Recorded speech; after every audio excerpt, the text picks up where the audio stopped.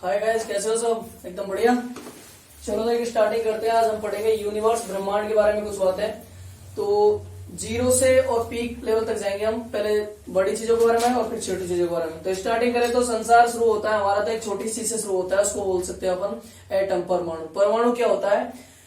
इस संसार की सबसे छोटी से छोटी वो इकाई, जो कह सकते हो undivided particle of the world, पूरे संसार का वो छोटा से छोटा कण जिसको और ज्यादा नहीं तोड़ा जा सके, अभाज्य कण, जिसको कहते हैं परमाणु। इंग्लिश में बोलते हैं एटम। ठीक है, तो ये होता है वो परमाणु। परमाणु के अंदर क्या होता है, इसको समझने के लिए हम तीन तरह से समझ सकते हैं। होता है इतना बड़ा, लेकिन उसका पूरा हिस्सा खाली होता है, उसके अंदर छोटा सा हिस्सा होता है, उसी के अंदर उसकी चीजें होती है। उसके अंदर क्या क्या चीज होती है हमको समझेंगे।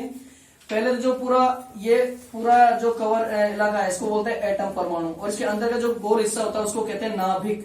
इसको हम समझेंगे एग्जांपल से, जैसे माहिष्मति, अच्छी फिल्म देखी होगी। तो माहिष्मति के अंदर को समझ लिया हमने नाभिक, और उसके अंदर जैसे कि हमने समझा उसका कैरेक्टर था, नायक था बाहुबली, मतलब हमने समझ लिया प्रोटॉन। ठीक है, ये इसका राजा होता है, इसी की वजह से इसकी वैल्यू होती है। और दूसरा देवसेना, जो न्यूट्रल होती है, मतलब न्यूट्रॉन। ठीक है, लेकिन उसका होना जरूरी है। अगर देवसेना ना होती तो बाहुबली की मूवी नहीं बनती माहिष्मति। कट्टप्पा मतलब इलेक्ट्रॉन। कट्टप्पा क्या करता? बाहर पहरेदारी करता। तो इलेक्ट्रॉन क्या करता है? बाहर इसके नाभिक के चारों तरफ पहरेदारी यानी चक्कर लगाता रहता है। तो ये हुआ हमारा एटम। इन तीनों चीजों के अगर खोज के बारे में पता किया जाए तो कैसे पता करेंगे?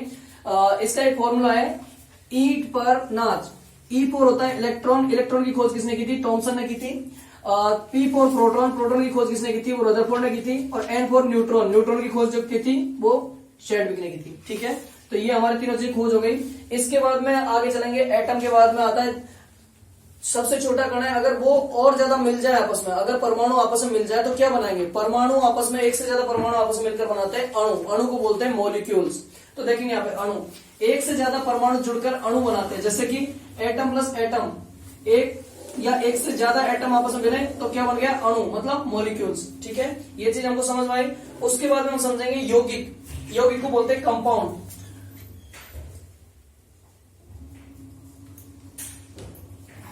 COMPOUND, compound. कंपाउंड मीन्स यौगिक।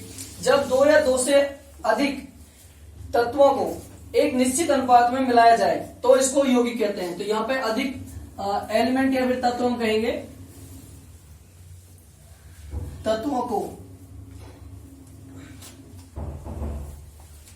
हम दो या दो से अधिक जब तत्वों को एक साथ मिलाते हैं तो मिलाना होगा, लेकिन किसमें? निश्चित अनुपात में। जब दो या दो से अधिक तत्वों को निश्चित अनुपात में मिलाया जाए तो इसको यौगिक कहते हैं। Just for example, H2 plus O2 या फिर O2 plus H2, hydrogen gas और ऑक्सीजन गैस को अगर एक साथ मिलाया जाता है तो एक नए तत्व को तो नहीं कह सकते, लेकिन पूरा कंपाउंड यौगिक बनता है। उस यौगिक को कहते हैं जल।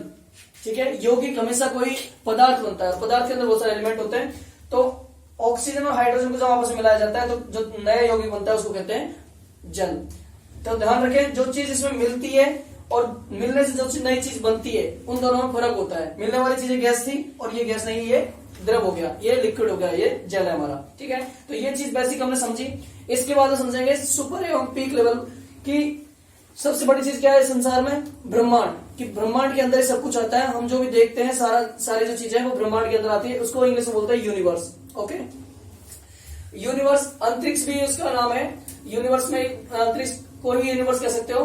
तो अंतरिक्ष को बोलते हैं स्पेस। ओके, ये अनंत होता है। अभी तक इसका हमको दूसरा हिस्सा नहीं मिला है, मतलब इसका कोई एंड पॉइंट हमको नहीं मिला है। मतलब सैटेलाइट्स के द्वारा जो भी पता किया गया था अभी तक तो इंसान को इस बारे में पता नहीं लगा है। अब अंतरिक्ष के अंदर बहुत सारे अलग अलग ग्रुप्स होते हैं, इनको वो कहते हैं आकाश गंगा। ठीक है, आकाश गंगा होती है, इसके अंदर बहुत सारे तारे ग्रह सारे होते हैं। तो आकाश गंगा होती है बहुत सारी, इनमें हजारों करोड़ों ग्रह और तारे होते हैं। तो आकाश गंगा जो हमारी है, उस आकाश गंगा का नाम है दुग्ध मेखला या फिर मिल्की वे। ओके, और जो मिल्की वे जो हमारी आकाश गंगा, उसके अंदर हमारा जो सौर मंडल है, इसमें बहुत सारे सौर मंडल अलग अलग। तो हमारा जो सौर मंडल है, उस सौर मंडल के अंदर एक तो सूरज है और 8 ज्ञात ग्रह हैं। अज्ञात तो और भी हैं, लेकिन ज्ञात जो फिक्स सर्कल में चक्कर लगाते रहते हैं वो 8 ग्रह हैं। तो एक सूर्य है और 8 ग्रह, जिसमें पृथ्वी में हमारा एक ग्रह है। एक चीज जानेंगे कि ये ग्रह, उपग्रह, तारे होते क्या है। तो सबसे पहले तारा, सूरज क्या है? एक तारा है। तो तारा होता क्या है? खुद के प्रकाश से चमकने वाला पिंड तारा कहलाता है। ठीक है, जिसके अंदर खुद की एनर्जी, खुद की ऊर्जा है, वो उसी से चमकता है, तो उसे तारा कहते हैं। ग्रह जो दूसरों के प्रकाश से चमकता है, सूरज एक तारा है और तारे के प्रकाश से हमारी पृथ्वी चमकती है, नीला ग्रह कहलाती है और उसके ऊपर रोशनी होती है, तो वो एक ग्रह हो गया। ग्रह की एक खास बात यह है कि वो सूरज होता है उसके चारों तरफ चक्कर लगाता है, तो पृथ्वी हमारी चक्कर लगाती है तो सूर्य के चारों ओर चक्कर लगाने वाले ग्रह होते हैं। ठीक है, एक तरह से ग्रह है लेकिन इसको उपग्रह भी कह सकते हो क्योंकि सूरज का ये उपग्रह, क्योंकि उपग्रह कौन होता है समझेंगे। उपग्रह होता है ग्रह के चारों तरफ चक्कर लगाने वाले, ग्रह के जो चारों तरफ चक्कर लगाने वाले जो पिंड होते हैं, लगाने वाले पिंड, उनको क्या कहते हैं हम, उपग्रह।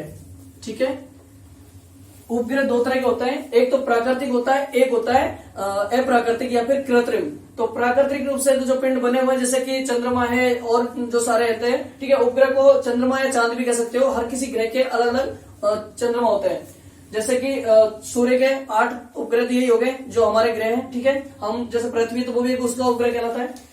तो ये समझ में आया कि ग्रह के चारों तरफ लगाने वाले पिंड को उपग्रह कहते हैं। उपग्रह दो प्रकार के, पहला हुआ नेचुरल यानी प्राकृतिक, दूसरा हुआ कृत्रिम यानी जो मानव के द्वारा बनाया गया है। ठीक है, उसको कृत्रिम उपग्रह कहते हैं। और इंडिया का जो पहला उपग्रह था उसको हम जानेंगे, जो हमारे भूतपूर्व एक वैज्ञानिक थे बहुत, जिन्होंने जीरो का आविष्कार किया था।